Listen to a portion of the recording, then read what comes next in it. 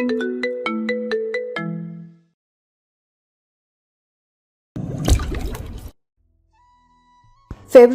মিষ্টি রোদ গায়ে মেখে শিশির আর আনায়া ক্লাসের হাফ ছেড়ে ক্যাম্পাসের খোলা বাতাসে পা রাখলো। সকাল থেকে টানা ক্লাস, প্রেজেন্টেশন আর বইয়ের ভারে যেন দম বন্ধ হয়ে আসছিল। তবে ক্যাম্পাসের পরিবেশ আজ অন্যরকম। ভালোবাসার এই মাসের শুরু থেকে যেন চারিদিকে একটা উৎসবের আমেজ লেগে আছে। লাল গোলাপ হাতে প্রেমিক প্রেমিকারা করিডোরের কোণে দাঁড়িয়ে ফিসফিসিয়ে কথা বলছে, আবার কেউ ক্যাম্পাসের খোলা জায়গায় বসে নির্লজ্জের মতো পিডিয়ে চালাচ্ছে। শিশির এসব জিনিস মোটেও পছন্দ করে না। তার মতে প্রেম যদি সত্যিই হয় তাহলে এত লোক দেখানোর কি দরকার। ঠিক তখনই তারা একটা নাটকীয় দৃশ্যের সামনে পড়ল। একটু দূরে সবাইকে তাক লাগিয়ে একটা ছেলে হাঁটু গেড়ে বসে এক মেয়েকে প্রপোজ করছে। আশেপাশের কয়েকজন মোবাইল বের করে ভিডিও করছে, কেউ আবার হাততালি দিচ্ছে। শিশির বিরক্ত মুখে আনায়াকে কনুই দিয়ে হালকা ধাক্কা দিয়ে বলল, দেখ শুরু হয়ে গেছে ঢং। এই মাসটা একদম অসহ্য। খেয়ে দেয়ে আর কোনো কাজ নেই, ক্যাম্পাসের মধ্যে ফালতু নাটক। ওই মেয়েটার জায়গায় আমি থাকলে ছেলেটাকে দাঁড় করিয়ে কষে একটা থাপ্পড় মারতাম। আনায়া হেসে বলল, তোর মতো মানুষ খুব কম আছে ক্যাম্পাসে, এরা তো এসব ছাড়া ভালোবাসার কথা ভাবতেই পারে না। শিশির মুখ বাঁকিয়ে বলল, ভালোবাসা এমন লোক দেখানো কিছুই না, এসব কিছু আজাইরা ব্যাপার। আসলে শিশির ছোটবেলা থেকেও অনেক চঞ্চল এবং ইম্যাচিউর হলেও এই একটা ব্যাপারে সে অনেক বেশি ম্যাচিউরড। আর আনায়া তার সবচেয়ে কাছের বান্ধবী, শিশির তুলনায় অনেক বেশি ম্যাচিউরড ও শান্ত স্বভাবের। যাই হোক, শিশিরের কথা শেষ হতে না হতে পেছন থেকে এক অদ্ভুত অনুভূতি হলো, যেন তাদের খুব কাছে কেউ নিঃশ্বাস চেপে দাঁড়িয়ে আছে। দুজনাই ঘুরে তাকালো। ঠিক পেছনেই একটা ছেলে হাঁটু গেড়ে বসে আছে, সেও প্রপোজ করার জন্য প্রস্তুত। কিন্তু সমস্যাটা হচ্ছে ছেলেটার মুখে একরাশ ভয়। শিশিরের ঠান্ডা অথচ তীক্ষ্ণ কথা শুনে তার পুরো শরীর যেন জমে গেছে। আনায়া ঠোঁট টিপে হাসলো, কিন্তু শিশিরের চোখে তখন রক্ত গরম আগুন। কি ব্যাপার, এখানে থাপ্পড় খাওয়ার শখ হয়েছে? শিশির চোখ শুরু করে বলল, আসলে কি? ছেলেটা শুকনো ঢোক গিলে অসহায়ের মতো বলল। শিশির এবার গলা আরো কঠিন করে ফেললো। ছেলেটা পিছনে ফিরে তাকালো। তাদের ঠিক পেছনে দাঁড়িয়ে আছে Fuad Ahmed, senior ragging master এবং একরক্ষা স্বভাবের জন্য ভয়ঙ্কর কুখ্যাত। তাছাড়া সে প্রভাবশালী পরিবারের সন্তান। ক্যাম্পাসে তার একটা নিজস্ব গ্রুপ আছে, যারা তার সামান্য ইশারাতে অন্যদের হয়রানি করতে পারে। ছেলেটার দৃষ্টি অনুসরণ করে শিশিরও ফুয়াদের দিকে তাকালো। এবার সব পরিষ্কার হলো, ফুয়াদি ছেলেটাকে দিয়ে শিশিরকে প্রপোজ করানোর নাটক সাজিয়েছে। ফুয়াদ ঠোঁটের কোণে দুষ্টু হাসি ঝুলিয়ে মাথা কাত করলো। তার চোখে একরকম খেলা চলছে। মনে মনে ভাবলো, এই তো একদম মনের মতো মেয়ে পেয়েছি, পুরো সিংহে আগুন। সে ধীর পায়ে এগিয়ে এলো। চারিপাশে থাকা উৎসুক দর্শকেরা মুখ চেপে হাসছিল, কেউ কেউ ফিসফিস করছিল। কি ব্যাপার সিস্টার, কোনো সমস্যা? বললে এই সিনিয়র এক্ষুনি সমাধান করে দেবে। ফুয়াদের সিস্টার ডাকটা ইচ্ছে করে ব্যবহার করেছিল, যেন একদিকে অপমান অন্যদিকে ইঙ্গিত। একদম খেলা করার মতো মজাদার একটা কৌশল। শিশিরের মেজাজ সপ্তম আকাশে উঠে গেল। এক মুহূর্ত দাঁড়ালো না, দ্রুত পেছনে ফিরল। ফুয়াদ পেছন থেকে চিৎকার করে বলল, কি গো সিস্টার, বুঝে গেলে? তাহলে এবার আমার কাছে ফিরে এসো, মন তো কবেই চুরি করে নিয়ে গেছো।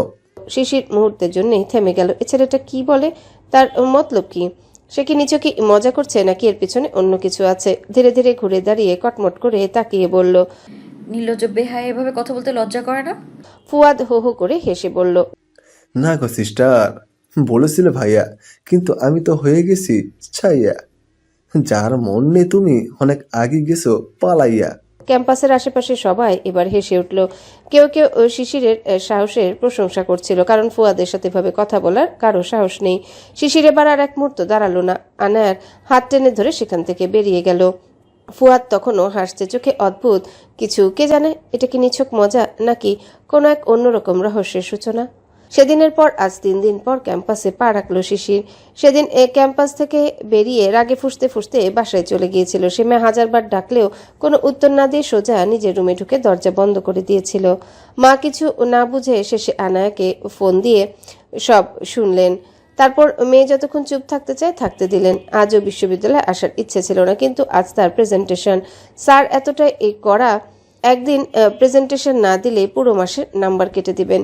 সকাল থেকে বাসায় বসেছিল তার পার্সোনাল ড্রাইভার আনোয়ার, যাকে দায়িত্ব দেওয়া হয়েছিল শিশিরকে ঠিকমতো পৌঁছে দেওয়ার। আনায়াও সাথে ছিল। কলেজে পা দিতেই সে টের পেল সবাই তাকে দেখে ফিসফিস করছে। শিশির বিরক্ত হয়ে বলল, আবার কি হলো? ঠিক তখনই সাইফ দৌড়ে এলো। শিশির, জানিস কি হয়েছে? সেদিন ফুয়াদ ভাই তোকে বিরক্ত করলো, তারপর তুই চলে গেলি, তাই না? তারপর ভাইয়াও ক্যাম্পাস থেকে বেরিয়ে যায়, কিন্তু কিছুক্ষণ পরই বড় একটা অ্যাক্সিডেন্ট হয়। এখনো হাসপাতালে ভর্তি, আর একটুখানি হলেই মরে যেত। শিশির চোখ বড় বড় করে তাকিয়ে থাকলো। কি? সাইফ মাথা নাড়ল। হ্যাঁ, অবস্থা খুবই খারাপ। শিশির আর আনা একে অপরের দিকে তাকালো। আনা শান্ত কণ্ঠে বলল, দেখছিস তো, আল্লাহ নিজেই তোর প্রাপ্য শাস্তি দিয়ে দিল। শিশির কিছুক্ষণ চুপ করে রইল। তারপর ধীরে ধীরে তার চিরচেনা প্রাণোচ্ছলতা ফিরিয়ে এলো। আচ্ছা চল, ক্লাস শেষ হলে তোর সাথে অনেক কথা আছে। ক্লাস শেষ হতে শিশির আর আনা বাইরে বের হলো। ঠিক তখনই গাড়ির হর্ন বাজলো। শিশির আনায়াকে বলল, তোকে বলেছিলাম না আজ আমাকে আন্টির বাসায় যেতে হবে। ওনার ছেলে বহুদিন পর বিদেশ থেকে আসছে, তাই একটা ছোট্ট গেট টুগেদার করছে। আনায়া মাথা নেড়ে বলল, হ্যাঁ, আন্টি তো তোকে অনেক ভালোবাসে, তাই না গেলে তো রেগে যাবে। গাড়ির ভেতর থেকে ড্রাইভার আনোয়ার ডাকলো। মামুনি চলো, দেরি হয়ে যাচ্ছে, নইলে যেতে সন্ধ্যা হয়ে যাবে। শিশির আনায়াকে বিদায় জানিয়ে গাড়িতে উঠে বসলো। চলো আনুচু। আনোয়ার সাহেব গাড়ি স্টার্ট দিলেন। গাড়ি চলছিল একটা নির্জন রাস্তা দিয়ে। এটা শর্টকাট রাস্তার, অন্য রাস্তা দিয়ে গেলে রাত হয়ে যেত। শিশির জানালার পাশ থেকে বাইরের গাছপালা দেখছিল, নির্জন পরিবেশটা উপভোগ করছিল। কিন্তু ঠিক তখনই গাড়িটা হঠাৎ কাঁপতে শুরু করলো। কি হলো আনুচু? আনোয়ার গাড়ি থামিয়ে চিন্তিত কণ্ঠে বলল, মনে হয় ইঞ্জিল গরম হয়ে গেছে মামুনি, সারাতে সময় লাগবে। শিশির এবার পড়ল বিপদে। একা একটা নির্জন রাস্তা, সন্ধ্যা প্রায় নামতে চলেছে। ফোনটাও ভুল করে বাসায় ফেলে চলে এসেছে। কিছুক্ষণ পরই দূর থেকে একটা বিলাসবহুল গাড়ির আলো দেখা গেল। আল্লাহর রহমত। গাড়ির কাছে আসতেই শিশির দ্রুত কাছে গিয়ে বলল, হ্যালো স্যার, একটু সাহায্য করা যাবে? আমার গাড়িটা খারাপ হয়ে গেছে, এখানে কোনো গাড়িও পাওয়া যাবে না।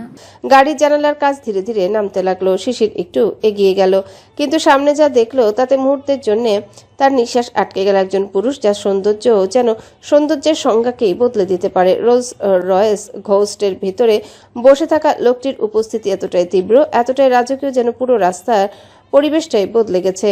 সে ছিল লম্বা, সুঠাম গড়নে, শৈল্পিকভাবে শক্তিশালী। তার তীক্ষ্ণ চোয়াল, গভীর কালো চোখ যেন এক নজরেই কারো আত্মাকে বিশ্লেষণ করতে পারে। সুঠামদেহী সেই পুরুষের মুখে হালকা চাপদারি, যা তাকে আরো পুরুষালী, অভিজাত এবং ডমিনেটিং করে তুলছিল। চুলগুলো ছিল গভীর কালো, নরম অথচ ঘন, যা আলতো করে পেছনে বাঁকানো, যেন সবসময় নিখুঁতভাবে সেট করা। সামনের কয়েকটা চুল কপালের উপর আলতোভাবে নেমে এসছে, যা তাকে আরো আকর্ষণীয় করে তুলছে। তার পরনে একটা কালো ফুল স্লিভ শার্ট, যার হাতার বোতাম হালকা খোলা, নিচে সোনালী ঘড়ির ঝলক। কিন্তু সবচেয়ে ভয়ঙ্কর বিষয়টি হলো তার মুখের ভাবলেশীনতা।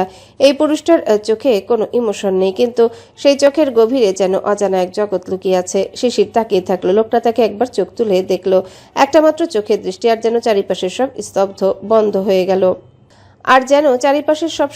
বন্ধ হয়ে গেল। কোনো হাওয়ার শব্দ নেই, নেই কোনো কোলাহল, শুধু সেই তীক্ষ্ণ চোখ দুটো, অদ্ভুত, রহস্যময়, গভীর, ঠান্ডা, অথচ গভীর কণ্ঠে সে বলল, সরি, আমি আমার গাড়িতে কোনো মেয়ে অ্যালাউ করি না। গভীর একটু খসখসে কণ্ঠস্বর। শিশির যেন ধাক্কা খেল। কি? সে কিছু বলার আগে এই লোকটা গাড়ির কাছ তুলে দিল, আর এক মুহূর্ত না থেমে রোলস রয়েস ঘোস্ট নিয়ে চলে গেল। গাড়ির আলো মিলিয়ে যেতে থাকলো, কিন্তু শিশির কিছুতেই ভুলতে পারছিল না সেই চোখ, সেই ভয়ঙ্কর সুন্দর চোখ, যেন সে ওকে আগেও কোথাও দেখেছে। কিন্তু শিশির নিশ্চিত সেই লোকটাকে জীবনে কখনো দেখেনি। অবশেষে 1 ঘন্টা পর ভাগ্যক্রমে রাস্তা দিয়ে এক মেকানিক যাচ্ছিল। সে গাড়ির ইঞ্জিন খুলে দেখে বলল, কিছুক্ষণ না, ঠান্ডা হলে গাড়ি স্টার্ট নেবে না। শিশির বিরক্ত মুখে হাত গুটিয়ে দাঁড়িয়ে থাকলো। আজকের দিনটাই একদম মাটি হয়ে গেল। কিন্তু যখন গাড়ি ঠিক হলো তখন মনে হলো যেন মুক্তি পেল। আলহামদুলিল্লাহ, এবার তো অন্তত পৌঁছাতে পারবো। ড্রাইভার আনোয়ার মেকানিককে ধন্যবাদ দিয়ে গাড়ি স্টার্ট দিলেন। শিশির চোখ বন্ধ করে হালকা শ্বাস নিল, কিন্তু তার মনের ভেতর এক অদ্ভুত অস্বস্তি কাজ করছিল। সেই চোখ দুটো কেন যেন তার মাথা থেকে যাচ্ছিল না। লোকটা এত অহংকারী, এত ঠান্ডা, এত ডমিনেটিং। তার চোখের দৃষ্টিতে একটা ভয়ঙ্কর আকর্ষণ ছিল, যা শিশির একদম সহ্য করতে পারছিল না। অভদ্র অহংকারী লোক। শিশির মনে মনে গজগজ করতে লাগলো, কিন্তু তার মনের এক কোনায় প্রশ্ন ঘুরপাক খাচ্ছিল। আমি কেন এত ভাবছি ওই লোকটাকে নিয়ে? গাড়িটা যখন আন্টির বাড়ির সামনে এসে থামলো, একজন মেয়ে এসে দরজা খুলতেই শিশির হালকা স্বস্তির নিঃশ্বাস ফেললো। এবার আর কোনো ঝামেলা হবে না, সে নিশ্চিন্তে সময় কাটাতে পারবে। সে ড্রয়িং রুমে প্রবেশ করতে নওরিফা দৌড়ে এসে তাকে চাপড়ে ধরল। এই সময় হলো আসার? জানিস কত দেরি করলি? আমি তোর জন্য অপেক্ষা করছিলাম। শিশির কৃতজ্ঞভাবে হাসলো। এই একটা মাত্র জায়গা যেখানে এলেই সে সবকিছু ভুলে যেতে পারে। আন্টি আসলে রাস্তা। তার কথা শেষ হওয়ার আগেই কলিং বেল বেজে উঠল। নরিফা খানম তার সাথে আলাপচারিতা না সেরে একদম উচ্ছ্বাসে ছুটে গিয়ে দরজাটা খুললেন। ঠিক তখনই শিশির শুনতে পেল একজন পুরুষের গম্ভীর অথচ গভীর কণ্ঠস্বর। মা, কেমন আছো? শিশির স্বাভাবিকভাবে পেছনে ফিরে তাকালো, কিন্তু পরের মুহূর্তে তার চোখ বিস্ফোরিত হয়ে গেল। তার পুরো শরীর শীতল হয়ে এলো। কান দিয়ে যেন কোনো শব্দই আর ঢুকছে না। সামনে দাঁড়িয়ে থাকা ব্যক্তিটি। আপনি? শিশিরের হৃদস্পন্দন যেন এক মুহূর্তের জন্য থেমে গেল। শিশির একদম ঝাঁঝালো কণ্ঠে বলে উঠল, আপনি তো দেখছি মারাত্মক অসভ্য। ফলো করতে করতে এবার আমার বাসায় পর্যন্ত চলে এসেছেন। লোকটা কিছু বলল না, শুধু গম্ভীর দৃষ্টিতে তাকিয়ে রইল। তার চোখে কোনো ভাবান্তর নেই, যেন সে শুনছেও না। নরিফা খানম দরজা বন্ধ করে ভেতরে এসে বললেন, কি হয়েছে? এত চিৎকার চেঁচামেচি বাসায় ঢুকেই শুরু করলি? শিশির হাত গুটিয়ে একেবারে রসিকতার সুরে বলল, আন্টি আর বলো না, এই লোক হচ্ছেন শুদ্ধ পুরুষ। গাড়িতে কোনো মেয়েকে অ্যালাউ করে না, এমনকি বিপদে পড়লেও না। তারপর আবার সেই লোকটার দিকে তাকিয়ে কটাক্ষ করে বলল, কিন্তু কি মজার ব্যাপার জানো, মিস্টার শুদ্ধ পুরুষ গাড়িতে মেয়েদের উঠতে দেন না, অথচ নিজে তাদের পিছু নিয়ে বাসা পর্যন্ত চলে আসেন। হাউ ফানি না? নরিফা খানম এবার কিছুটা বিরক্ত হয়ে বললেন, কি বলছিস তুই? ঠিক করে বল তো, তোর দেরি হলো কেন? শিশির হাত নাড়িয়ে বলল, আসলে রাস্তায় আমার গাড়িটা খারাপ হয়ে গিয়েছিল, আমি হেল্প চেয়েছিলাম এই লোকের কাছে। আর উনি কি বলেন জানো, আমি আমার গাড়িতে কোনো মেয়ে অ্যালাউ করি না। ভাবা যায়? নরিফা এবার সত্যি অবাক হলেন, কিন্তু আশ্চর্যের বিষয় লোকটা এত সব কথার মাঝে একটিও নড়ল না। তার চেহারায় কোনো প্রতিক্রিয়া নেই, যেন সে এক অনড় পাথর। এইবার নরিফা খানম একটু রাগান্বিত স্বরে বললেন, তুই এমনটা করলি কেন? লোকটা এতক্ষণ চুপ ছিল, এবার ধীর ঠান্ডা গলায় বলল, মা, তুমি কি এখানে দাঁড়িয়ে এই মেয়ের সঙ্গে ফালতু কথা বলবে, নাকি আমাকে আমার রুমটা দেখিয়ে দেবে? আমি অনেক ক্লান্ত। শিশির একেবারে চমকে উঠল। এই লোক আন্টির বাসায় কেন রুম চাইছে?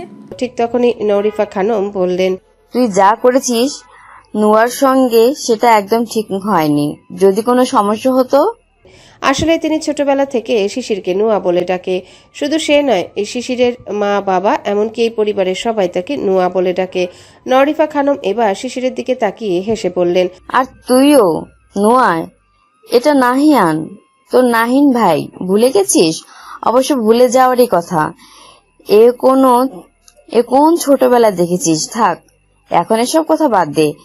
নাহিয়ান, তুই ফ্রেশ হয়ে আয়, আমি তোর জন্য খাবার তৈরি করি। কিন্তু তুই তো বলেছিলি কালকের ফ্লাইটে আসবি।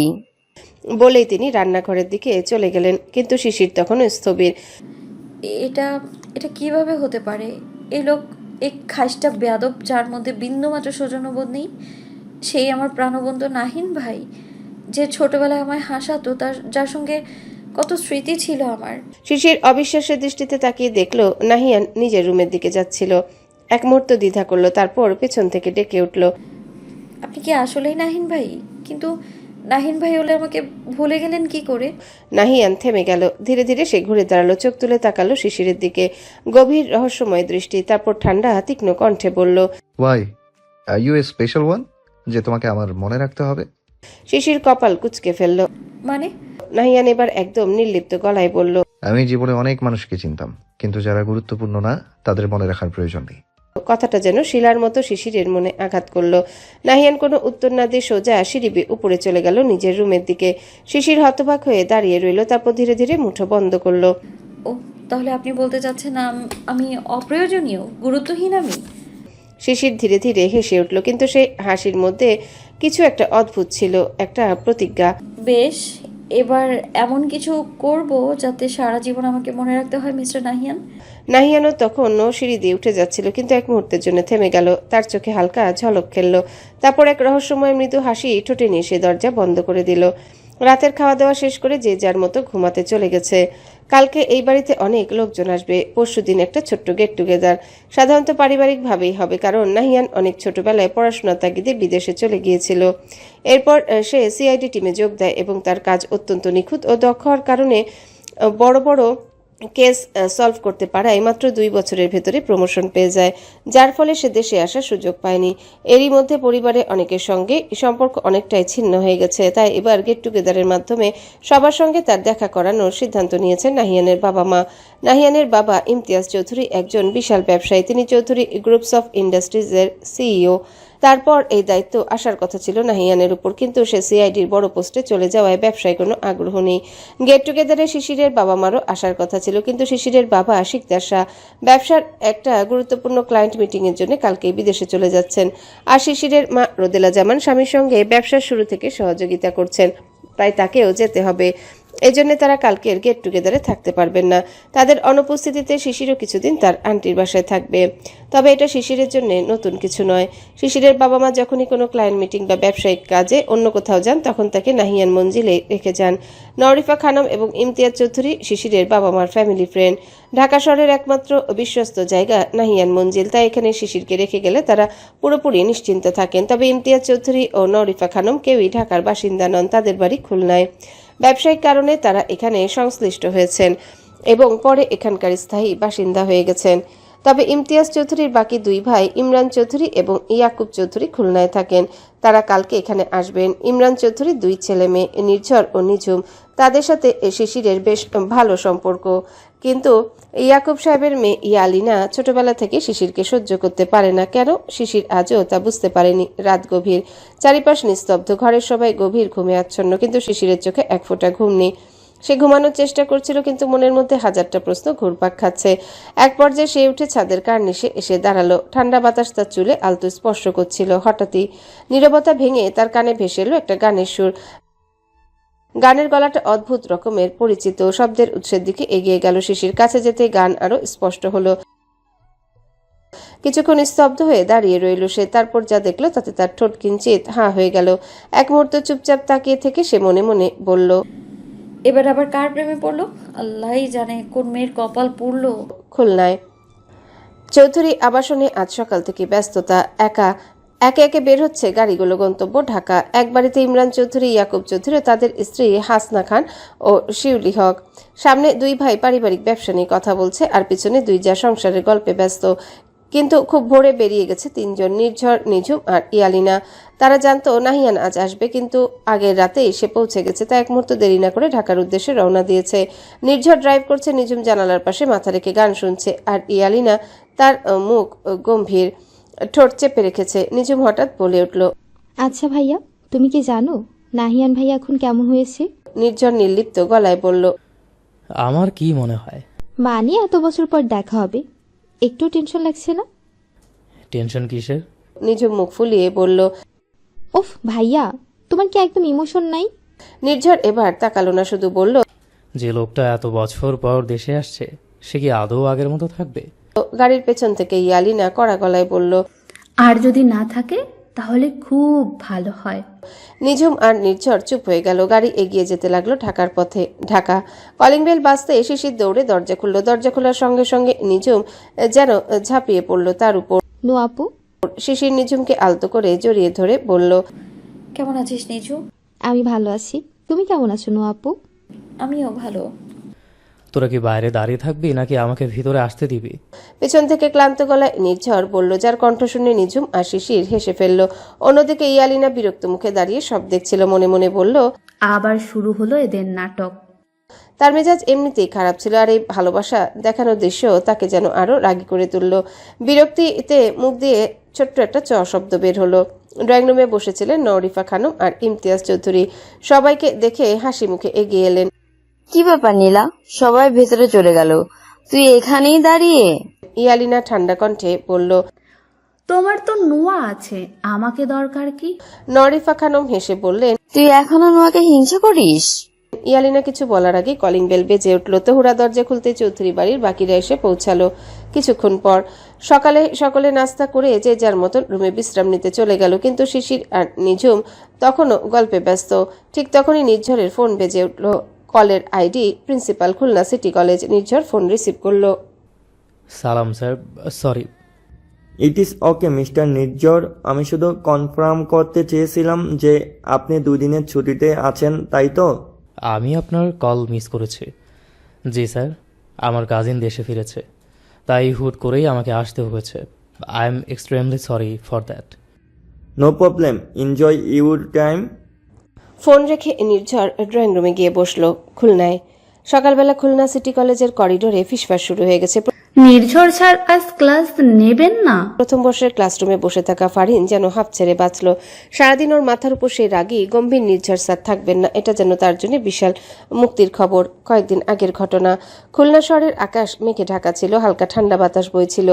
ফারিন মুস্তফার জন্য দিনটা ছিল খুব গুরুত্বপূর্ণ, কলেজের প্রথম ক্লাস। কিন্তু দুর্ভাগ্য, সে যে গাড়িতে করে আসছিল সেটার ইঞ্জিন বিকল হয়ে গেল মাঝপথে।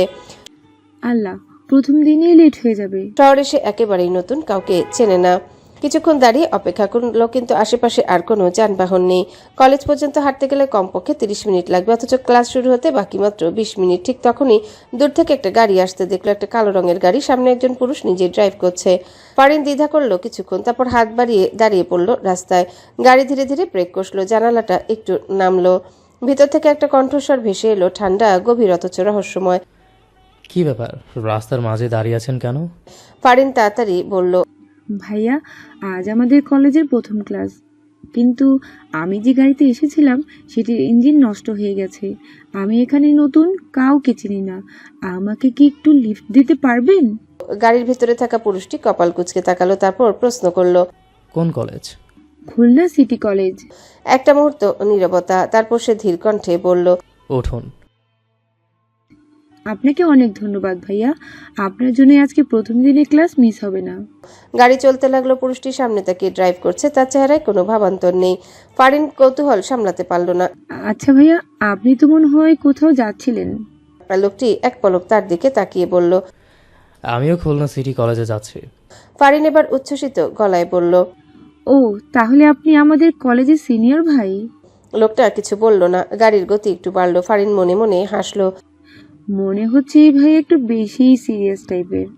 তখনই সে বলল, তার পাশে বসা এক সিনিয়র ভাই বলছিল, আমাদের কলেজে নির্জন স্যার নামে একজন ভয়ঙ্কর প্রফেসর আছে।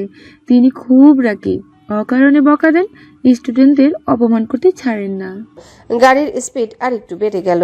ফারিন মুখ বাঁকিয়ে বলল, আচ্ছা ভাইয়া, শুনলাম আমাদের কলেজে একটা গণিত প্রফেসর আছেন, নির্জন চৌধুরী। উনি নাকি প্রচুর রকচটা। গাড়ির গতি এবার আরো একটু বাড়লো। ফারিন আরো বলল, আমার পাশে যে ভাইয়া ছিল সে বলল উনি কারণে অকারণে স্টুডেন্টদের সাথে অপদস্থ করেন। আসলে কি সেরকম? গাড়ির গতি আরো বেড়ে গেল। পুরুষটি এবার শক্তভাবে স্টিয়ারিং ধরলো। ফারিন একটু ভ্রু কুচকালো। কেন যেন মনে হচ্ছে এই ভাইয়া এই বিষয়ে কথা বলতে চাচ্ছেন না। সে নির্লিপ্ত ভাবে বলল, আমি কিন্তু অন্যায় সহ্য করি না। উনি যদি আমার সঙ্গে এরকম কিছু করেন তাহলে পুরো খবর নিয়ে ছাড়বো। ঠিক তখনই গাড়ি সজোরে ব্রেক করলো। ফারিন হুমড়ি খেয়ে সামনে পড়ে যেতে লাগলো। তখনই লোকটি ঠান্ডা স্বরে বলল, চলে এসেছি খুলনা সিটি কলেজ। গাড়ি থেকে নামতেই ফারিন এক গভীর শ্বাস নিল। প্রথম দিন, তার সামনে বিশাল খুলনা সিটি কলেজের ক্যাম্পাস, চারিপাশে ছড়ানো সবুজ গাছপালা, পুরনো অথচ রাজকীয় বিল্ডিং, ব্রিটিশ আমলের লালচে ইটের স্থাপত্যশৈলী মিশ্রিত এই কলেজ যেন একদম অন্যরকম। বিশাল গেট পেরিয়ে ক্যাম্পাসে ঢুকতে রাস্তার দুই পাশে সারি সারি কৃষ্ণচূড়া, বকুল আর রাধাচূড়া গাছ। তারপরও আজকের সকালটা তার জন্য এত সুন্দর নয়। আজ তার প্রথম ক্লাস। নার্ভাসনেস কাজ করছে তার ভিতর। নতুন শহর, নতুন কলেজ, নতুন মানুষ, কিন্তু এসব ভাবার সময় নেই। ঘড়িতে তাকিয়ে দেখে ক্লাস শুরু হতে আর মাত্র 5 মিনিট বাকি। তার মানে আজ আর পুরো কলেজ ঘুরে দেখা হবে না। সে দ্রুত পা বাড়ালো প্রথম বর্ষের ক্লাসরুমের দিকে। ক্লাসরুমে ঢুকতেই সে দেখলো বেশিরভাগ সিট ভরে গেছে, কিন্তু ভাগ্যক্রমে এক কোনো একটা ফাঁকা জায়গা পেয়ে দ্রুত গিয়ে বসলো। তারপরে এই শুরু হলো প্রথম ক্লাস, গণিত। সবার চোখ দরজার দিকে। হাঁটার ভারী শব্দে কেঁপে উঠলো কাচের জানালাগুলো। ক্লাসরুমের দরজা খুলে গেল। ভেতরে ঢুকলো সেই মানুষটা যার গাড়িতে চড়ে ফারিন আজ কলেজে এসেছে। তার রক্ত হিম হয়ে গেল। তারপর আসল ধাক্কাটা লাগলো যখন লোকটা গম্ভীর কণ্ঠে বলল, good morning students, I am professor Nirjhar Chowdhury. এই লোক। ফারিনের হাত পা ঠান্ডা হয়ে গেল। তার পাশে বসে এক মেয়ে ফারিনের দিকে তাকিয়ে হাসলো। তুমি কি নতুন? ফারিন মাথা ঝাঁকালো। হ্যাঁ। মেয়েটা উচ্ছ্বাসের সঙ্গে বলল, তাহলে নির্ঝর স্যার সম্পর্কে কিছু জানো না, তাই না? দেখছো না স্যার কত হ্যান্ডসাম? আমি প্রথম দিন দেখে ক্রাশ খেয়েছিলাম। তারপর একটু ফিসফিসিয়ে বলল, কিন্তু পরে বুঝেছি উনি এক্কেবারে পাষাণ, প্রচুর রাগী। ছাত্রদের সামনে ধুয়ে দিতেও দুবার ভাবেন না। ফারিনের তখন মনে পড়ল রাস্তার সেই কথা। নির্ঝর স্যার নাকি কারণে অকারণে স্টুডেন্টদের অপদস্থ করেন। ফারিনের বুক থক করে উঠল। সারা রাস্তা যার নামে বাজে কথা বলল সেই লোকটা আসলে তারই প্রফেসর নির্ঝরের রহস্যময় কণ্ঠ। ঠিক তখনই নির্ঝর চৌধুরীর কণ্ঠ গম্ভীর হয়ে উঠল। সে হাতের কলম ঘোরাতে ঘোরাতে বলল, আমি শুনলাম আমি নাকি খুব কঠোর একজন অধ্যাপক। কেউ কেউ ভাবে আমি অপ্রয়োজনীয়ভাবেই রুল। আরও মজার ব্যাপার হলো কেউ কেউ তো মনে করে তার মাত্র একটা তুড়িতেই আমায় শায়েস্তা করা যায়। ক্লাসে মুহূর্তে নীরবতা নেমে এলো। ক্লাসের সবাই একে অপরের দিকে তাকিয়ে ফিসফিস শুরু করলো। কি হইছে, তুই কিছু জানিস? চোখাচোখি। সবাই বিস্ময়ের সঙ্গে একে অপরকে দেখছে, কিন্তু ফারিন স্পষ্ট বুঝতে পারলো এই কথাগুলো তাকে উদ্দেশ্য করে বলা হয়েছে। ঠিক তখনই নির্ঝর চোখ সরু করে তাকালো ক্লাসের এক কোণের দিকে। সেই দিকে এক পলক তাকিয়েই বলল, the last seat, left corner, you. ফারিনের হার্টবিট দ্বিগুণ হয়ে গেল। এবার বুঝি সবার সামনে অপমান করবে? Yes sir. নির্ঝর ঠান্ডা চোখে তাকিয়ে বলল। Are you new? ফারিন শুকনো ঢোক গিলে মাথা নেড়ে বলল, ইয়েস স্যার। নির্ঝর ঠান্ডা কণ্ঠে বলল, ইন্ট্রোডিউস ইউরসেলফ। ফারিন গলাটা একটু খাকারি দিয়ে বলল, I am Farin Mostafa from Dumuria. Nirjhar চোখের ভ্রু একটু উঁচু করলো, তারপর মাথা নেড়ে বলল, ওকে, সিট ডাউন। ফারিন থতমত খেয়ে গেল। এতটুকুই, আর কিছু বলবে না? সারা ক্লাসে এরপর আর কোনো সমস্যা হয়নি। নির্ঝর নিজের মতো লেকচার দিয়ে চলে গেল। কিন্তু এরপর থেকে ক্লাসে যখনই নির্ঝর আসে ফারিন তাকে এড়িয়ে চলে, কিন্তু নির্ঝর ছোটখাটো কথা দিয়ে তাকে জ্বালিয়ে মারে। বিরতির সময় ফারিন ক্লাসে বসেছিল, তখন পাশে বসা নেহা এক ধাক্কা দিল। কি রে, এখনো তোর নির্ঝর স্যারকে নিয়ে ভাবছিস? ফারিন বিরক্ত মুখে বলল, ও, ভাবার কিছু আছে নাকি? ওই হিটলার তো আমাকে দেখলেই জ্বলে ওঠে, প্রশ্ন করবে এমন জায়গা থেকে যে আমি কোনো দিনই শুনিনি। এমনিতেই আমার গণিত ভালো না, তারপরে যদি স্যার এরকম, ধ্যাৎ, কেন যে মরতে প্রথম দিনে মানে গাড়ির সামনে আমার পড়তে হলো। নেহা আরেকটু খোঁচা দিয়ে বলল, মনে হয় তোর জন্যই স্যার ক্লাসে থাকেন, তুই না থাকলে কি আর ভালো লাগে? ইমন যোগ দিল। This is called love at first sight. Farin এবার একদম চটে গেল। তোমাদের ফাও কথা শুনলে আমার বিন্দু মাত্র ইচ্ছা নেই। এই বজ্জার স্যারকে দেখলেই আমার মেজাজ গরম হয়ে যায়। এই বলে ফারিন ব্যাগ গুছিয়ে উঠে চলে গেল। নেহা আর ইমন পেছন থেকে হাসতে লাগলো। অন্যদিকে ঢাকা ইউনাইটেড হাসপাতালে, ঢাকার সবচেয়ে বড় এবং আধুনিক হাসপাতালের একটা বিশেষ কেবিনে চেতনাহীন অবস্থায় শুয়ে আছে ফুয়াদ আহমেদ। আজ চতুর্থ দিন, তবুও কোনো সারা শব্দ নেই। অক্সিজেন মাস্ক পরানো মুখটা এতটাই নিস্তব্ধ যেন সে ঘুমিয়ে নেই, একটা গভীর শূন্যতায় ডুবে গেছে। ডাক্তারেরা উদ্বিগ্ন। তার জ্ঞান এখনো ফিরেনি। আজকের মধ্যে যদি অবস্থার উন্নতি না হয় তাহলে বিদেশে এয়ার অ্যাম্বুলেন্স পাঠানোর ব্যবস্থা করতে হবে, এছাড়া আর কোনো উপায় নেই। ফিরে যাওয়া সেদিনের ঘটনায় শিশির তখনও রাগে গজগজ করতে করতে আনায়াকে টেনে ক্যাম্পাস থেকে বেরিয়ে আসছিল। পেছনে দাঁড়িয়ে মুচকি হাসছিল ফুয়াদ আহমেদ। এই মেয়েটা একেবারেই অন্যরকম। তার খেলা তো এখনো শুরুই হয়নি, কিন্তু আজ দেরি করা যাবে না, তাকে তাড়াতাড়ি বাসায় ফিরতে হবে। তাই নিজের গ্রুপকে বিদায় জানিয়ে ফুয়াদ গাড়ির দরজা খুলে স্টিয়ারিংয়ে বসলো। ইঞ্জিন স্টার্ট দিল। গাড়ি চলতে লাগলো ঢাকার ব্যস্ততম সড়ক দিয়ে। হালকা সন্ধ্যা নেমে এসেছে। ফুয়াদ নিজের মুড ঠিক রাখতে গান গুনগুন করছিল। তবে গানের সুর মুখে থাকলেও আজ তার ভেতরটা একদম ফুরফুরে লাগছে না। মনে হচ্ছে কিছু একটা ঠিক নেই, কিন্তু কি? ঠিক তখনই হঠাৎ সামনে মাল বোঝা একটা ট্রাক চলে এলো। ফুয়াদ তৎক্ষণাৎ ব্রেক চাপলো, কিন্তু গাড়ির ব্রেক কাজ করছে না। তার হাত পা মুহূর্তেই ঠান্ডা হয়ে গেল। কি হচ্ছে এটা? ফুয়াদ দ্রুত গিয়ার পরিবর্তন করতে গেল। না, কিছুই হচ্ছে না। তার পুরো শরীর ঘামে ভিজে গেল। ট্রাকটা আরো কাছে আসতে লাগলো। শুধু কয়েক সেকেন্ডের ব্যবধান। বিস্ফোরণের মতো একটা বিকট শব্দ হলো। চারিপাশ কেঁপে উঠল। পাশের গাড়িগুলো একসঙ্গে ব্রেক কষে দাঁড়িয়ে গেল। পথচারীরা হতভম্ব হয়ে ছুটে এলো। রাস্তায় ছড়িয়ে ছিটিয়ে থাকা গাড়ির ভাঙা কাচের টুকরোগুলোতে হেডলাইটের আলো পড়ে চিকচিক করছে। কেউ একজন চিৎকার করে উঠল, অ্যাক্সিডেন্ট, অ্যাক্সিডেন্ট, অ্যাক্সিডেন্ট! লোকজন ছুটে এসে দেখলো গাড়িটা দুমড়ে মুচড়ে গেছে। ড্রাইভিং সিটে বসা ছেলেটার পুরো শরীর রক্তে ভিজে গেছে। এরপর লোকজন তাকে ওইখানকার একটা পাবলিক হাসপাতালে অ্যাডমিট করা এবং তার বাবাকে খবর দেয়। পরে তার বাবা এসে তাকে ইউনাইটেড হাসপাতালে অ্যাডমিট করায়। বর্তমান ইউনাইটেড হাসপাতাল। ফুয়াদের বাবা ফরিদ আহমেদ জানালার কাছের ওপার থেকে ছেলের নিথর দেহের দিকে তাকিয়ে আছেন। তার কপাল কুঁচকে আছে। তার মাথার ভেতর একটাই প্রশ্ন ঘুরপাক খাচ্ছে, এটা কি সত্যিই দুর্ঘটনা?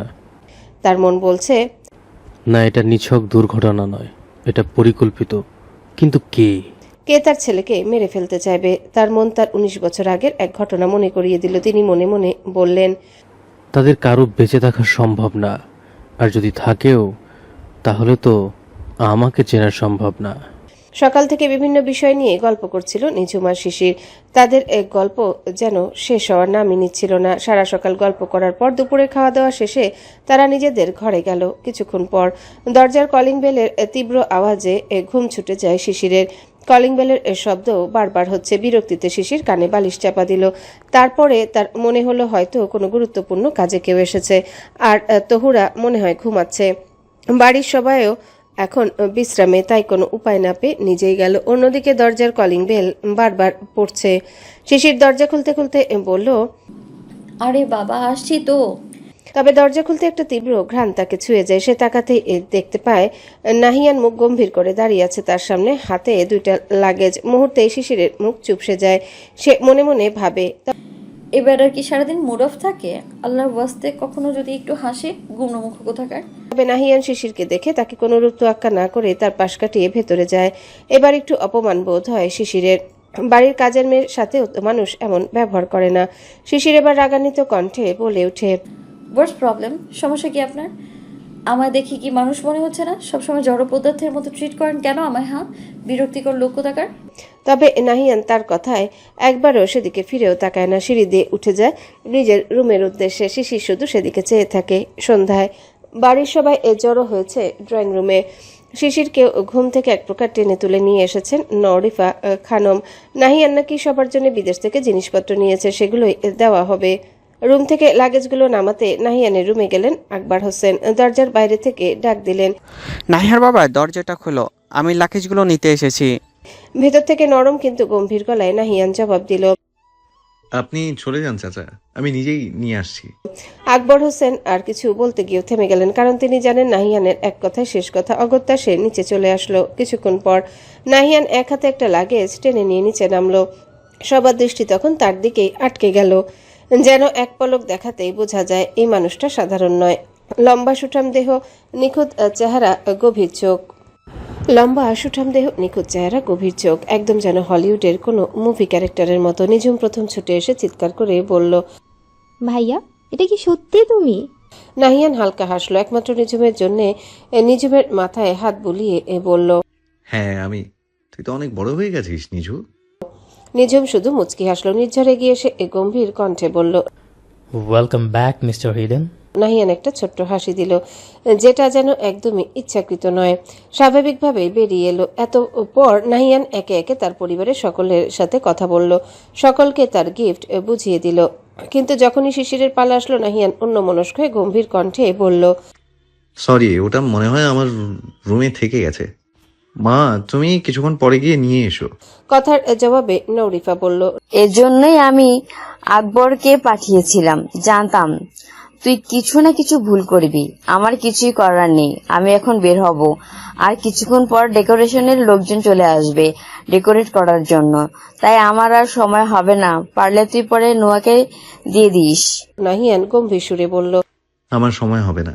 নরিফা দীর্ঘ নিঃশ্বাস ফেলে বললেন, নোয়া মা, তুই একটু পরে গিয়ে নিয়ে আসিস তো।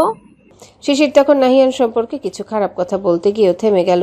সে বুঝলো সে যদি এখন সবার সামনে বলে যে নাহিয়ান তাকে ইগনোর করে, তাহলে মান সম্মান তারই যাবে। সবচেয়ে বড় কথা, এখানে ইয়ালিনা আছে, আর তার সামনে শিশির কিছুতেই নিজের সম্মান নষ্ট হতে দিতে পারবে না। তাই সে মাথা নাড়িয়ে সম্মতি জানালো।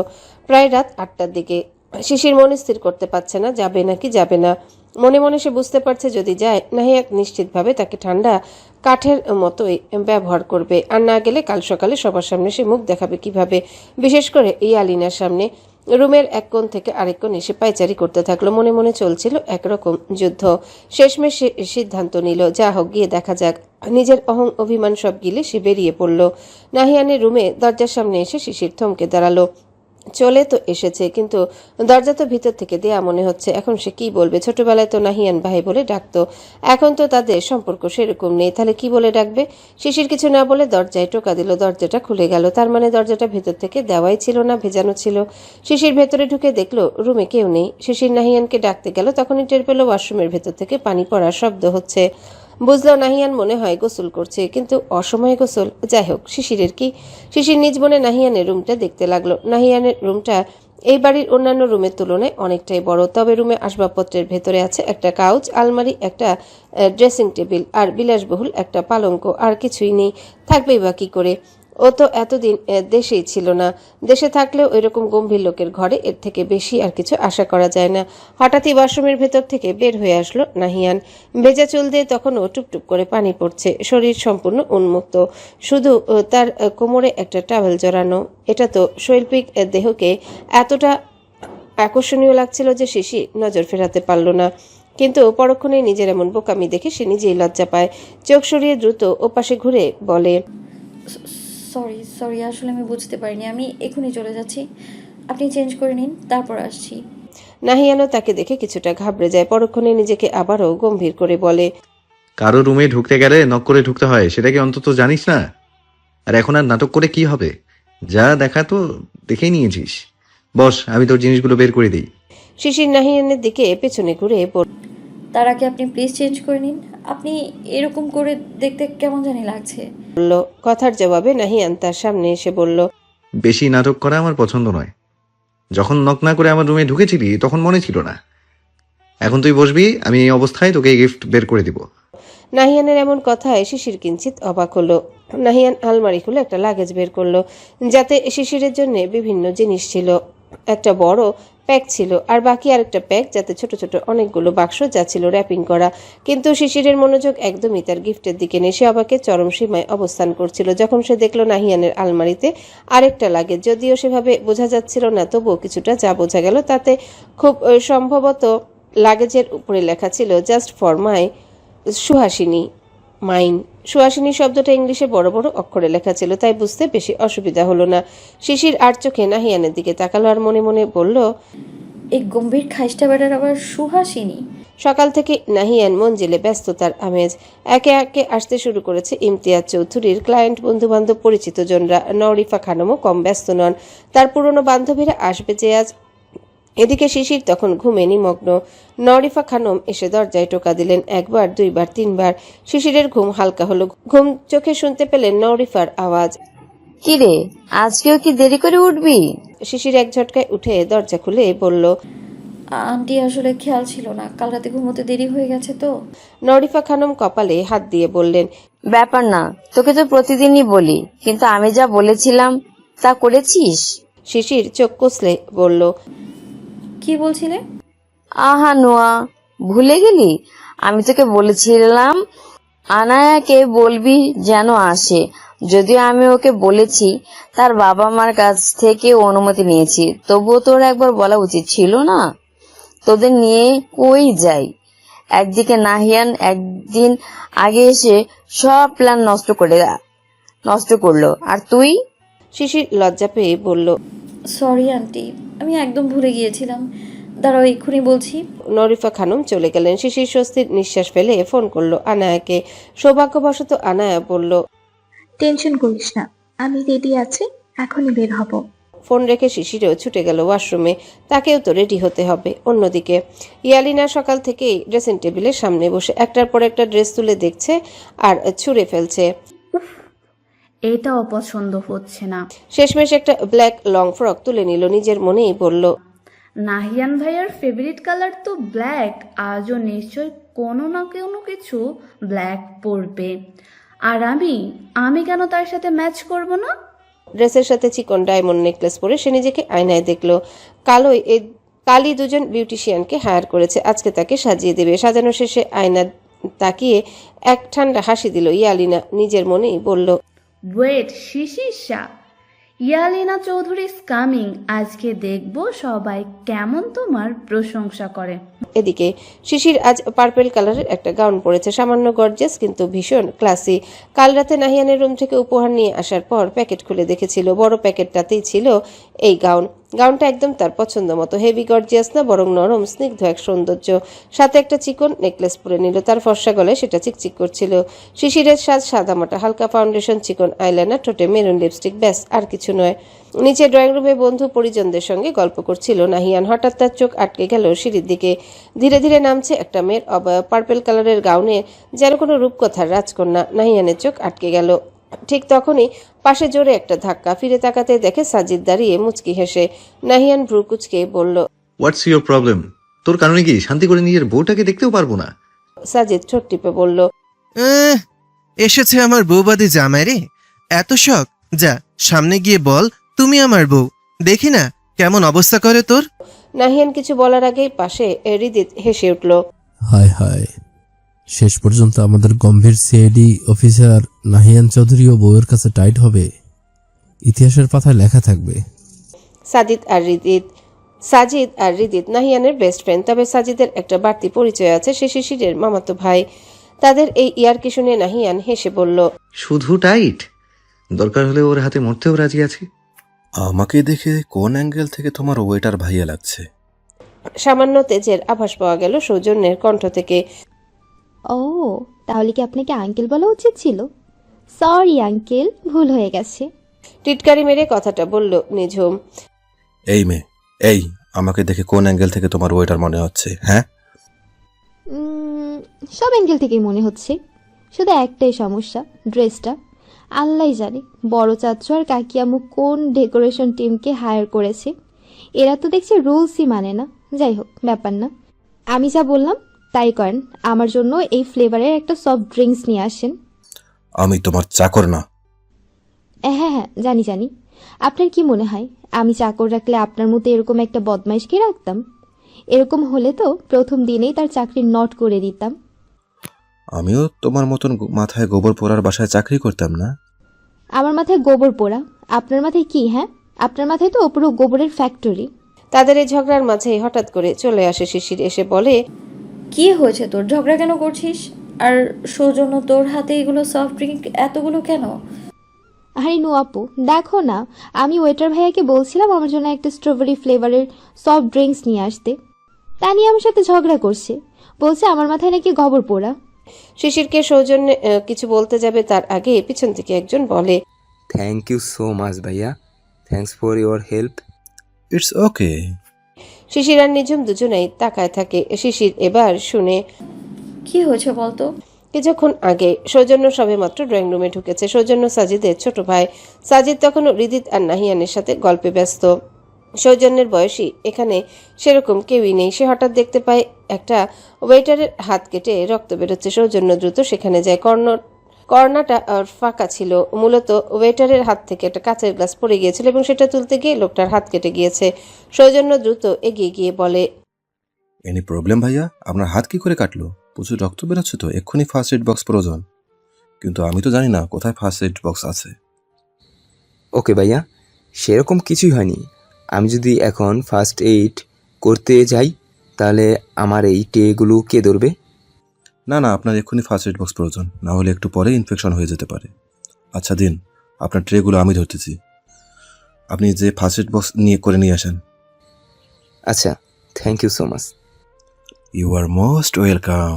এরপর সৌজন্য সফট ড্রিঙ্কসের ট্রেগুলো হাতে নিয়ে দাঁড়িয়েছিল। হঠাৎই পেছন থেকে একটা মেয়ে, এই যে ভাইয়া, আমার জন্য একটা স্ট্রবেরি ফ্লেভারের সফট ড্রিঙ্কস নিয়ে আসতে পারেন। প্রথমে সৌজন্য খেয়াল করেনি, এজন্য মেয়েটা একটু জোরে বলে উঠল, এই যে ভাইয়া, ওয়েটার। নাও। সৌজন্যের মেজাজ এমনিতেই গরম হয়ে গেল। সে পিছনে ফিরে মেয়েটাকে কিছু বলতে গিয়ে দেখতে পেল তার সামনে লিলিপুট সাইজের একটা মেয়ে দাঁড়িয়ে আছে। তার পরেই এক কথায় দুই কথায় ঝগড়া লেগে গেল। সৌজন্য মুখ গম্ভীর করে এতক্ষণ কথা বলছিল। শিশির বহু কষ্টে নিজের হাসি থামিয়ে রেখেছিল, কিন্তু এবার সজোরে হেসে উঠল। আপু, তুমি হাসছো? আমি কি তোমায় জোকস বলেছি? আমাকে দেখে কোন অ্যাঙ্গেল থেকে মনে হচ্ছে ওয়েটার? যার মাথায় গোবর সেও তো বুঝতে পারবে যে আমি ওয়েটার না। শিশির এতক্ষণ কথা শুনে লজ্জা পেল, এবার তার মেজাজ গরম হয়ে গেল। আবার তার মাথায় গোবর বলা। সে কিছু বলতে গেলে শিশির তাকে থামিয়ে দিয়ে বলল, আচ্ছা চল, অনেক হয়েছে, আর ঝগড়া করতে হবে না। আর সৌজন্য, তুই এত মেয়ে মানুষের মতো ঝগড়া কোথা থেকে শিখলি রে? দাঁড়া, এবার বাসায় গিয়ে মামুনিকে বলতে হবে। এদিকে একটার পর একটা সিগারেট টানছে রাকিব। আজকে আবারও তাকে একটা খুন করতে হবে। সে ভেবে পায় না কিভাবে সেই পেশায় যুক্ত হলো। সে তো এরকম ছিল না। অভাব তাকে এ পর্যন্ত আসতে বাধ্য করেছে। এ পর্যন্ত সব মিলে 20টার উপরে খুন করেছে সে। প্রথম দিকে তার ভয় করতো, হাত কাঁপতো, তবে এখন আর কাঁপে না। সে বুঝে গিয়েছে এখান থেকে বের হওয়ার আর কোনো পথ নেই। একটাই পথ, মৃত্যু। কিন্তু সে মরে গেলে তার অসহায় মাটার কি হবে? আর তার প্রতিবন্ধী বোন? তাই এখন আর তাকে মায়া দেখালে চলবে না। সর্বশেষ সিগারেটটা ফেলে ধোয়া বাতাসে উড়িয়ে সে এগিয়ে যায় গুপ্ত ঘরটার দিকে। ঘরের দরজা খুলে সে দেখতে পায় একটা মেয়ে হাত পা বাঁধা অবস্থায় বসে আছে। বয়স কতই হবে, 18-19। এই বয়সে তার জীবনাবাসন হবে, কিন্তু রাকিবের আর কিছুই করার নেই। কেন যে এই মেয়েটা মরতে দিকে এসেছিল আর পড়বে না পড়বে মালিকের বিশ্বস্ত চামচাটার সামনেই পড়লো। এসব ভাবতে ভাবতে রাকিবের কল বেজে উঠল। হ্যাঁ বলেন। মোবাইলের ওই পাশ থেকে একটা গম্ভীর গলা শোনা গেল। মাইয়াডারে মারছস নি? না এখনো মারিনি, একটু পরেই মেরে ফেলব জ্ঞান ফিরলে। রাকিব বা, তুই কি কোনো রকম চালাকি করার চেষ্টা করছিস নি? শুনলাম তোর নাকি মাইয়াডারে লেগা মায়া হইতেছিলে, তুই নাকি ওকে পালাইয়া যাইতে সাহায্য করতে চাইতেছিলি। আমার লগে চালাকি করার ফল ভালো হবে না, এটা জানোস নিশ্চয়ই। তুই মনে হয় আমার ইতিহাস সম্পর্কে জানোস না। নানা সাহেব কি যে বলেন, এইসব ব্যাপারে আবার আমি চালাকি করব? আর এই পেশে মায়া হয় মারতে হবে, নাহলে নিজেকে মরতে হবে। এবারও পাশে থাকা লোকটি গম্ভীর তবে একটু মজার স্বরে বলল, এই তো কাজের পোলা, এতদিন আমার লগে থাইকা থাইকা বুদ্ধি হইছে, তবে এমন ভাবে মরবি যেন কাক পক্ষীতেও টের না পায়। মালিক আসলে এমনই, কিছুটা ঢাকার আঞ্চলিক ভাষায় আর কিছুটা শুদ্ধ ভাষায় কথা বলে। রাকিব দীর্ঘ নিঃশ্বাস ছেড়ে বলল, আচ্ছা সাহেব। তখনই মোবাইলের ওই পাশ থেকে গাম্ভীর্যপূর্ণ শব্দ শোনা গেল। মনে রাখবি, কাক পক্ষীতেও যেন টের না পায়। হ্যাঁ বল, এই তো আমি চলে এসেছি, এখন শুধু গেট বেরোবো, রাখ। শিশিরের সাথে ফোনে কথা বলতে বলতে নাহিয়ান মঞ্জিলের গেট পেরিয়ে ভেতরে যাচ্ছিল। আনায়া হঠাৎই কারো একজনের সাথে ধাক্কা লেগে হাতে থাকা মোবাইল ছিটকে দূরে গিয়ে পড়ল। সেও পড়ে যেতে গেলে একজোড়া শক্ত হাত তাকে আঁকড়ে ধরে। সরি, আমি আসলে আপনাকে খেয়াল করিনি, really sorry. It's okay and thank you. আপনি না থাকলে হয়তো আমি নিজেও পড়ে যেতাম। একটা মেয়েলি গলা শুনে হৃদিত তার সামনে থাকা মেয়েটার দিকে তাকালো, যাকে সে শক্ত হাতে আঁকড়ে রেখেছে। মেয়েটার হালকা মেকআপ, ঠোঁটে হালকা করে লিপস্টিক এবং হিজাবে আবৃত মুখটা দেখে হৃদিতের মনে হলো যেন কোনো স্নিগ্ধ সকালে সদ্য ফোটা একটা ফুল তার দিকে ডাগর ডাগর চোখে তাকিয়েছে। সে মুগ্ধ নয়নে তাকিয়ে থাকলো তার দিকে। অন্যদিকে হৃদিতের এমন দৃষ্টিতে অস্বস্তি হচ্ছিল আনায়ার, তাই সে একটু নড়ে উঠল। এতে ধ্যান ভাঙলো হৃদিতে। সে আলতো হাতে বাঁধন শিথিল করে আনায়াকে ছেড়ে দিল।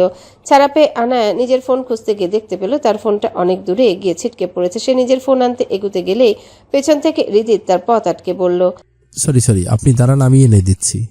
আপনাকে তো বললাম ইটস ওকে, আমি আনছি, আপনার কষ্ট করে যাওয়া লাগবে না। বললাম তো আমি এনে দিচ্ছি। আনায়া আর কিছু বলে না। তাকে এক প্রকার জোর করে ওখানে দাঁড়িয়ে রেখেই হৃদিত গিয়ে তার ফোনটা এনে তার হাতে দেয়। আনায়া এবার হৃদিতকে ধন্যবাদ দিয়ে নাহিয়ান মঞ্জিলের উদ্দেশ্যে পা বাড়ায়, কিন্তু হৃদিত এখনো একদৃষ্টে চেয়ে আছে আনায়া যাওয়ার পানে।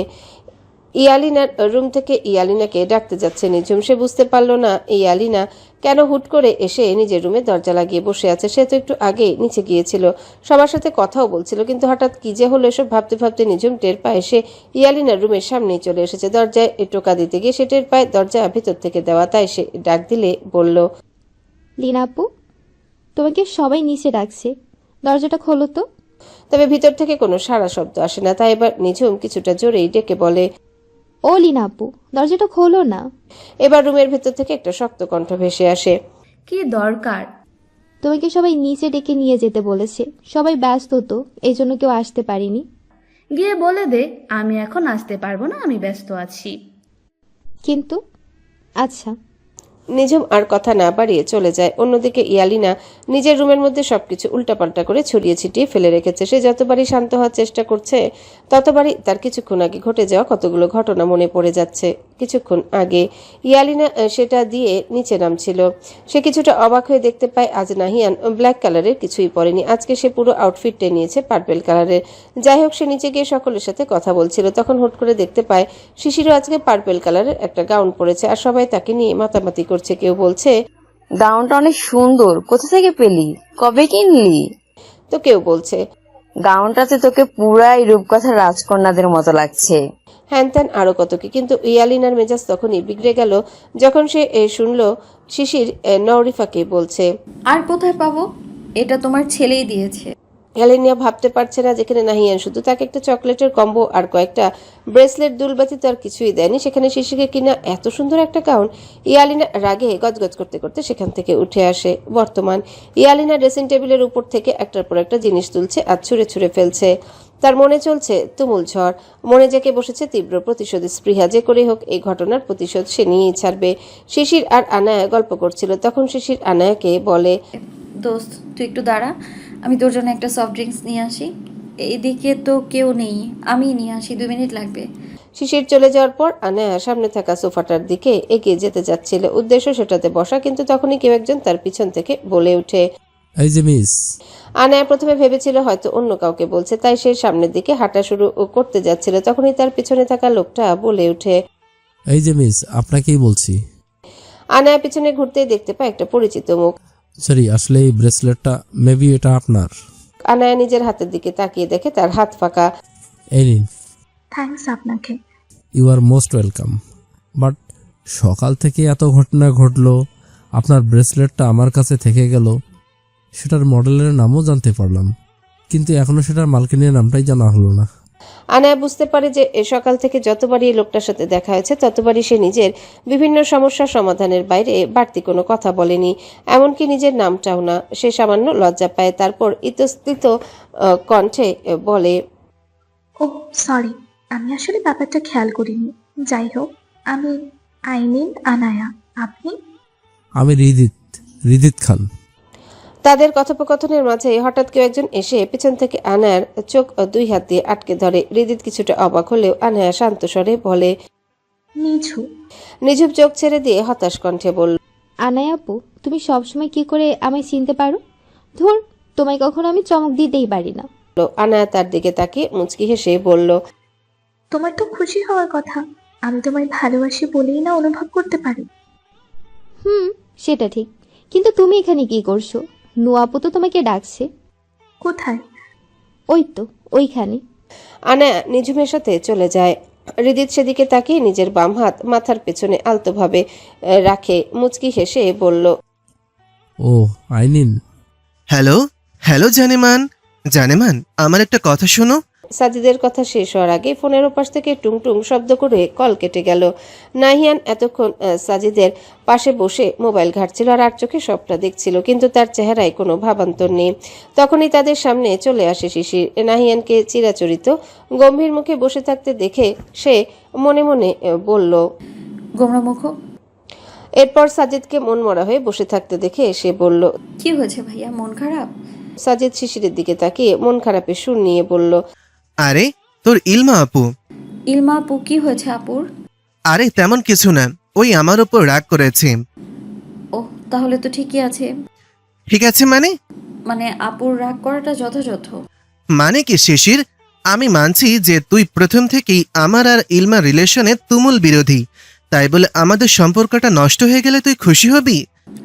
ওমা, আমি কখন বললাম যে আমি খুশি হব? আর তুমি একটা জিনিস ভুল বললে, আমি শুধু তোমার আর ইলমা আপুর রিলেশনের তুমুল বিরোধী না, আমি পৃথিবীর সকল লোক দেখানো ভালোবাসার তুমুল বিরোধী। মানে তোমরা যেটাকে ভালোবাসা বলো, সেটা কি আসলেও ভালোবাসা? সত্যিকারের ভালোবাসা কি এরকম হয়? সাজিদ কিছুটা ভাবুক হয়ে বলল, তো কেমন হয়? সত্যিকারের ভালোবাসার একটা পরিচয় থাকে, স্বীকৃতি থাকে। তোমাদের সম্পর্কে পরিচয়টা কি? গার্লফ্রেন্ড বয়ফ্রেন্ড, প্রেমিক প্রেমিকা? একটা তাচ্ছিল্যের হাসি খেলে গেল শিশিরের ঠোঁটে। সে আবারও বলতে শুরু করলো, সমাজে এই সম্পর্কের স্বীকৃতি কি? তুমি যদি আপুকে সত্যিই ভালোবাসতে তাহলে তাকে এমন একটা পরিচয়হীন সম্পর্কে রাখতে না, তাকে সমাজের সর্বোচ্চ মর্যাদার সম্পর্কে আবদ্ধ করতে তুমি। সাজিদ শিশিরের দিকে তাকিয়ে অবাক হয়ে বলল, বাবা, আমার ইম্যাচিউর বোনটা কবে থেকে এরকম ম্যাচিউর কথাবার্তা বলা শিখলো? তুমি হয়তো ভুলে গেছো আমি ছোটবেলা থেকে এই ব্যাপারে অনেক বেশি ম্যাচিউর। ও, তো তোর বিয়ের বয়স হয়ে গেছে?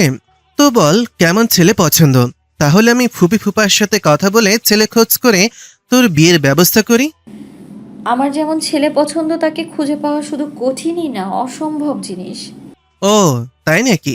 তা বল তো একটু শুনি। তো শোনো, আমি তাকেই নিজের জীবনসঙ্গী হিসেবে বেছে নেব, যার কাছে ভালোবাসা কোনো লোক দেখানো জিনিস না, বরং অন্তরের অন্তঃস্থল থেকে বের হয়ে আসা এক অনুভূতি, যে আমাকে ভালোবাসি বলেই থেমে থাকবে না, বরং সেটা প্রমাণ করে সমাজের সর্বোচ্চ মর্যাদা সম্পর্কে আমায় আবদ্ধ করবে, যে আমাকে শুধু গোলাপ দিয়ে বলবে না ভালোবাসি, বরং গোলাপের মতো যত্ন করে রেখে বলবে ভালোবাসি। নাহিয়ান এতক্ষণ মুগ্ধ নয়নে তাকিয়ে শিশিরের কথাগুলো শুনছিল। হঠাৎই তার মুখ থেকে অস্ফুট স্বরে বের হয়ে আসলো, দ্যাটস মাই গার্ল। দেখতে দেখতে কেটে গেছে 3 দিন। আজ বিকালে খুলনায় ফিরে যাবে নিঝুমরা, তাই সকাল থেকে নিঝুম মন খারাপ করে বসে আছে শিশিরের রুমে। শিশিরেরও যে মনটা খুব একটা ভালো তাও না, কিন্তু নিঝুমকে ভাবে মনমরা হয়ে বসে থাকতে দেখে সে বলল, এত মন খারাপ করার কি আছে, আবার তো আসবি। আর কিছুদিন পরেই তোর প্রি টেস্ট পরীক্ষা, না হলে আমি রেখে দিতাম তোকে, কিন্তু আমি কথা দিচ্ছি তোর পরীক্ষার পরই আমি তোকে নিজে গিয়ে নিয়ে আসবো। তখন না হয় কিছুদিন আমার কাছে থেকে আমার বাসায় থাকিস। হ্যাঁ কি এখনো মন খারাপ করে থাকবি? না আপু, আমি তো শুধু ভাবতেছি লিনা আপু তোমার সাথে কি করে এরকম করলো। ঠিক সময় যদি ভাইয়া না আসতো তাহলে তো তোমার সাথে কতটা খারাপ হতে পারতো। শিশির একটু চুপ করে থেকে মৃদু হাসলো, যেন কিছুই হয়নি। ওটা নিয়ে আর ভাবিস না, দেখছিস তো কিছুই হয়নি। যদি হতো? হয়নি তো। আর শোন, এই কথাটা কাউকে বলবি না, শুধু শুধু ঝামেলা হবে। ঠিক আছে। শিশির মনে মনে স্বস্তির নিঃশ্বাস ছাড়ল। সে খুব ভালো করে জানে ইয়ালিনা কেন এই কাজটা করেছিল, কিন্তু সে চায় না এই ব্যাপারটা জানাজানি হোক আর এই নিয়ে কোনো ঝামেলা হোক। ইয়ালিনা যে কারণে এই কাজটা করে থাকুক না কেন, এটা ছিল তার ব্যক্তিগত আক্রোশ, আর শিশিরও তার ব্যক্তিগত ব্যাপার।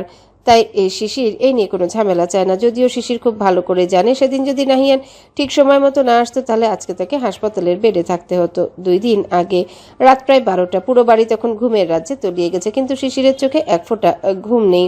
পিপাসা পেয়েছে ভীষণ, তাই বেডসাইড টেবিল থেকে গ্লাস তুলে পানি খেতে গিয়ে দেখলো গ্লাস ফাঁকা, পাশে রাখা পানির জগও খালি।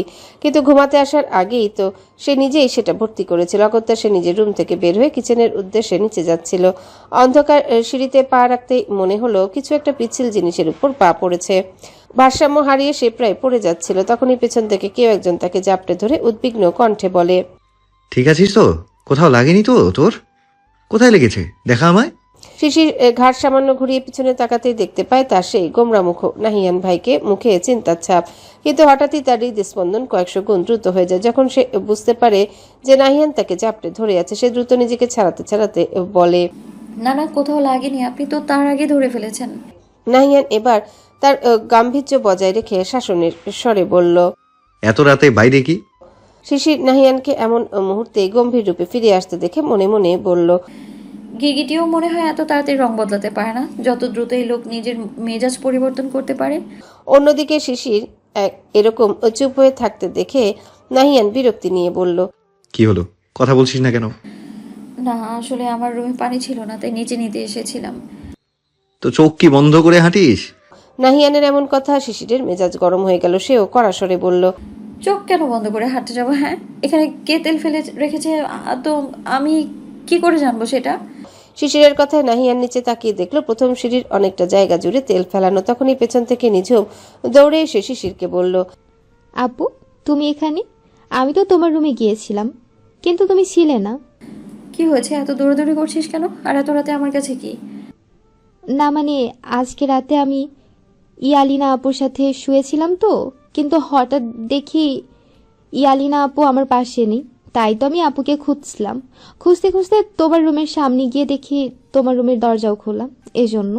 নাহিয়ান নিঝুমের দিকে তাকিয়ে বলল, ইলিয়ানা নিজের রুমে নেই? না তো। নাহিয়ান এবার কোনো কথা না বলে ইয়ালিনার রুমের উদ্দেশ্যে পা বাড়ালো। নিঝুম আর শিশির তার পিছনে পিছনে গেল। নাহিয়ান ইয়ালিনার রুমে ঢুকে সোজা ও ড্রেসিং টেবিলের উপর থেকে ওর তেলের কন্টেনারটা হাতে তুললো। সে যা ভেবেছিল ঠিক তাই, কন্টেনারটা অর্ধেকের বেশি তেল শেষ। শিশিরের এবার আর বুঝতে বাকি রইল না কাজটি ইয়ালিনাই করেছে। নিঝুম প্রথমে কিছু বুঝতে না পারলেও পরে সে সবই বুঝতে পেরেছে। এইসব কিছু মনে করে শিশির শুধু ছোট্ট একটা দীর্ঘ নিঃশ্বাস ফেলে চোখ বন্ধ করলো। রাকিবের সামনে হাত পা বাঁধা অবস্থায় চেয়ারে অজ্ঞান হয়ে পড়ে আছে একটি মেয়ে। রাকিব মেয়েটাকে খুন করতে পারেনি। মেয়েটার চোখে মুখে এক অদ্ভুত মায়া আছে। তাই তো যে রাকিব এতদিন এতগুলো খুন করেছে, কোনোদিনও তার কোনো রকম লাগেনি সেই রাকিবেরই এই মেয়েটাকে খুন করতে গিয়ে হাত কেঁপেছে। এটা কি নিতান্তই মায়া নাকি অন্য কিছু? রাকিব একদৃষ্টে চেয়ে আছে ঘুমন্ত মেয়েটির পানে আর এসব ভাবছে। হঠাৎই চোখ পিটপিট করে উঠে মেয়েটি রাকিবের ধ্যান ভাঙলো। এটা আস্তে আস্তে চোখ মেলে তাকায়। রাকিব তার পাশে বসে একটা মেয়েকে আদেশ দেয় মেয়েটার মুখের বাঁধন খুলে দিতে। মুখের বাঁধন খুলে দিতে মেয়েটা চিৎকার করে ওঠে, ছেড়ে দেন আমাকে, দয়া করে আমাকে মারবেন না, আমি আমি আসলে বুঝতে পারিনি, দয়া করে আমাকে মারবেন না। শান্ত হও, তোমাকে মারবো না বলেই এতক্ষণ বাঁচিয়ে রেখেছে। এখন বলো তোমার নাম কি? রাকিবের এমন অদ্ভুত শান্ত গলা শুনে মেয়েটা কিছুটা ভয় পেয়ে আমতা আমতা করে বলে, আমি আমি সাবিহা। এই মেয়ে তোতলাচ্ছ কেন? কিছু করেছি আমি? হঠাৎই তার ফোনটা বেজে ওঠে। স্ক্রিনের নামটা দেখে তার ভ্রু কুঁচকে যায়। মালিক। রিসিভ করতে ওপাশ থেকে এক কর্কশ কণ্ঠ, ঢাকার আঞ্চলিক ভাষা শুদ্ধ ভাষার মিশেলে। হ্যালো রাকিব বা, কি ব্যাপার, মালটা শেষ করছে তো? রাকিব এক ঝলক সাবিহার দিকে তাকিয়ে বলে, হ্যাঁ, আপনাকে তো ছবিও পাঠিয়েছি। ছবিখান দেখলাম, কিন্তু মুখে অত পরিমাণ অ্যাসিড বোঝাই তো যাচ্ছে না।